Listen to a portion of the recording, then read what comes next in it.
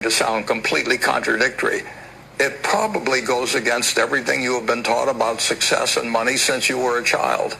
Society tells you that the goal of life is to accumulate, to buy more things, to have the biggest house on the block, to have 3 cars in the garage, to have a vacation home on the beach. We have been sold the idea that wealth is synonymous with possession. But I have lived 94 years. I have accumulated more wealth than almost anyone in history. And I have learned a truth that most people discover too late. True wealth does not consist of filling your life with things. It consists of emptying your life of worries. When you approach retirement, or even if you simply want to be financially free early, one of the smartest decisions you can make is not what to buy, but what to sell. I have seen too many people reach 65 being asset rich but cash poor. They have a net worth of $2 or $3 million on paper, but they are stressed. They cannot travel. They cannot help their grandchildren. They cannot sleep peacefully. Why? Because all their wealth is trapped in physical objects that not only do not pay them money, but take money away from them every month.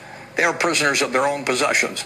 Today, I want to talk to you about the freedom purge. I want to talk to you about 5 specific things you should seriously consider selling before you retire. Not because you desperately need the money, but because those things are anchors preventing you from sailing freely. By letting them go, you are not losing status, you are gaining life.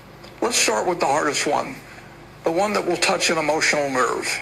The first thing you should sell is your big house. I know what you are thinking, but Warren, this is the house where I raised my kids. We celebrated every Christmas here. My height is marked on the kitchen door frame. It is my home. I get it. Sentimental value is real, but sentimental value doesn't pay heating bills, and sentimental value doesn't pay your medical bills. Let's analyze this with the coldness of an investor. When you were 40, you had 3 kids running around the house, a dog, and a chaotic life. You needed 4 bedrooms, 3 bathrooms, and a huge yard. It made sense, but now the kids are gone. The dog is no longer there. And you and your partner live in a 3,000 square foot mansion where realistically you only use the kitchen, the bedroom, and the living room. The rest of the house consists of empty rooms accumulating dust. But even though they are empty, they still cost money. You are still paying property taxes on those square feet you don't use. You are still paying insurance for a replacement cost you don't need. You are still paying for heating and air conditioning to cool rooms where nobody sleeps. And you are still paying for maintenance, the roof that breaks, the lawn that needs mowing, the paint that chips. I have run the numbers many times with friends of mine. A large family home can easily cost you between $20,000 and $40,000 a year just in maintenance and operating costs.